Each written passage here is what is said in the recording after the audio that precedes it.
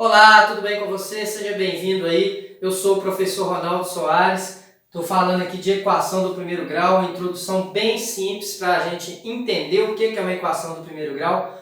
Por que ela chama do primeiro grau? Porque no caso aqui, para eu ter uma equação, primeira coisa eu tenho que ter uma igualdade, certo? Quando eu tenho uma igualdade, eu tenho uma equação. E essa equação, ela é do primeiro grau porque a incógnita aqui, essa letra x aqui a gente chama de incógnita.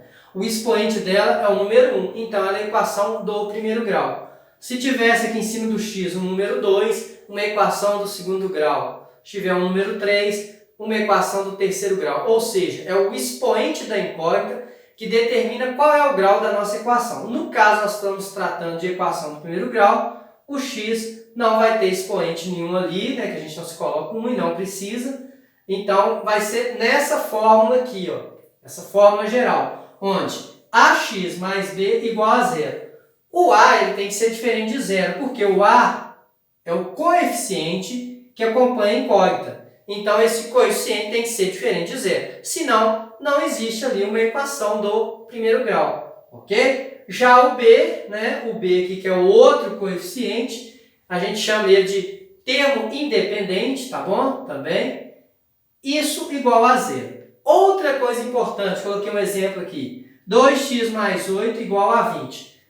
Por que é uma equação? Porque tem igualdade. Por que é uma equação do primeiro grau? Porque o x está elevado a 1. Mas outra coisa importante da equação é que a gente tem primeiro membro, que são esses aqui, que estão do lado de cá, e o segundo membro, que estão do lado de lá. Então, tem primeiro membro e segundo membro.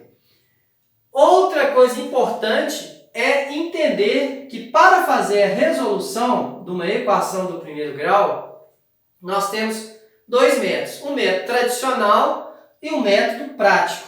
Tá? O que é uma equação? Se ela é uma igualdade, ela é uma balança. Ou seja, tudo que eu tiver de um lado, eu acrescentar de um lado, de um membro, eu tenho que acrescentar no outro membro. Tudo que eu tirar do primeiro membro, eu tenho que tirar do segundo membro. Esse é o método tradicional que a gente usa ali e a gente sempre lembrando de uma balança. Mas nós temos o método prático. O que é o método prático? Resolução pelo método prático. É a gente observar as operações que tem nessa equação, tá? Tanto no primeiro membro como no segundo membro, e de acordo com essas operações, nós vamos fazer o quê?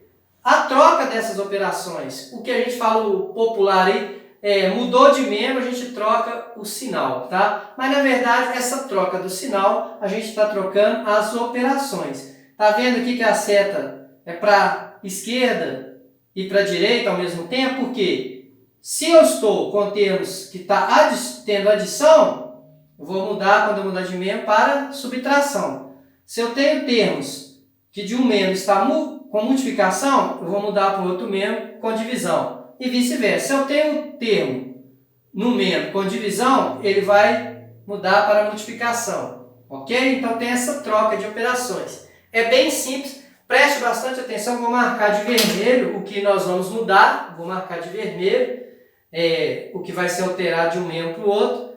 Então, bastante atenção aqui. Primeiro eu leio a minha equação, né? 2x mais 8 igual a 20. Como que a gente resolve? A gente sempre vai deixar no primeiro membro as incógnitas, tá? Os termos que estiver incógnito. No caso que eu só tenho 2x. Então, e ele já está no primeiro membro. Então, vai ficar o 2x aqui, Então, eu vou anotar aqui o 2x, que eu não vou fazer nenhum cálculo com ele. Vou anotar o 2x. Observe aqui, o que eu tenho mais 8. Ou seja, um termo que está tendo uma adição. No primeiro membro, ele está como mais 8. Eu vou ter que mandar ele para o segundo membro com subtração. Lembrando que eu vou trocar de membro aqui então, o 20 já estava no segundo membro, que como que a gente resolve? A gente isola os termos que têm incógnita no primeiro membro e os termos independentes no segundo membro. Aqui, como era uma adição de mais 8, vai ir para o segundo membro menos 8, ok? Agora nós vamos fazer aqui a subtração ali, então 2x igual a 12. 20 menos 8 dá o número 12. Agora observe, que eu falei? No primeiro membro aqui, ó, aqui é um produto, 2 vezes x. Esse 2 está multiplicando x. Ele está multiplicando x. Eu vou fazer a troca dele. Ele vai descer o quê? Ele vai dividir, ele vai fazer uma divisão. Ele vai descer aqui fazendo uma divisão. Como, professor? Assim, ó. X vai ser igual a 12 dividido por quem? Pelo 2. X, então, vai ser igual a 12 dividido pelo 2. Observe aqui, ele estava 2 vezes x, estava multiplicando. Então, vai passar para o outro membro fazendo a divisão. 12 dividido por 2, x é igual a 6. Esse é o resultado dessa equação nossa. Vou voltar aqui com calma. Olha, eu tenho a incógnita aqui que é 2x. Os termos com a incógnita vão ficar no primeiro membro, ok? Os termos independentes vão para o segundo membro. E qualquer termo que eu mudar de um membro para o outro, nós vamos fazer a troca das operações. Observe aqui. Se está como adição, vai para a subtração. Por isso que aqui era mais 8, foi para o outro membro como menos 8. Aí aqui eu não fiz conta nenhuma, desci com 2x igual a 12. 20 menos 8, 12. Agora sim, eu tenho x é igual a 12. Porque se aqui é uma multiplicação 2 vezes x, está multiplicando, vai passar para o outro membro como divisão. Então é 12 dividido por 2, x igual a 6. Agora observe essa segunda aqui. Observe essa segunda.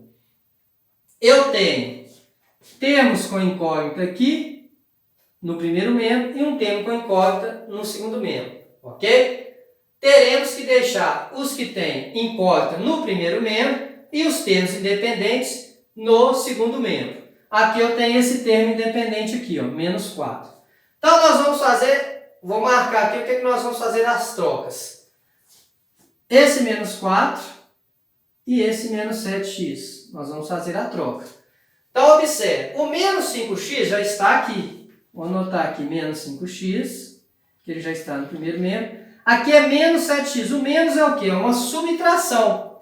Então vai para o outro membro como uma adição. Vou colocar aqui mais 7x. Igual, observe, esse termo independente está no primeiro membro, ele vai para o segundo membro. Ele está como uma subtração, ele vai para o segundo membro como uma adição. Então eu vou colocar aqui mais 4, mas não preciso de pôr mais, né? Somente o 4, ok? O 4. Se colocar o mais está errado? Não, mas não há necessidade. 4. Agora vamos fazer as operações. Bastante atenção. Se eu tenho uma parcela negativa, menos 5, e uma parcela positiva, mais 7, o 7 é parcela positiva maior do que negativa, eu vou ter o resultado de 2x. 2x. Ou seja, eu devo 5, tenho 7 para pagar, eu fico com 2 positivo. Igual a 4. Igual a 4. X vai ser igual. Observe, aqui está multiplicando novamente. 2x multiplicando, vai descer o quê? Dividindo. Então vai ser 4 dividido por 2. 4 dividido por 2, x igual a 2. 2. Então, nós temos aqui, voltando aqui, eu tinha aqui um termo com incógnita no primeiro membro e um termo com incógnita lá no segundo membro.